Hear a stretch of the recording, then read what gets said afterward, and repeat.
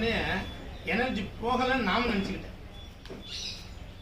எடுத்து யோகா பண்ணுறவங்களுக்கும் யாராவது வெறுப்பாக போகாமல் நம்மளை ஏதாவது கேள்வி கேட்டாங்கன்னா பயங்கரம் படப்படணும்னு பதில் சொல்லி ஒரு நிறைய எனர்ஜி குட்டி முடிச்சிடும். எனர்ஜி இருக்காது. இப்போ பார்த்தீங்கன்னா அது எல்லாமே உங்களுக்கு எனர்ஜியாக தான் வருது அப்படிங்கிறது. இதெல்லாம் கொஞ்சம் புதுசாக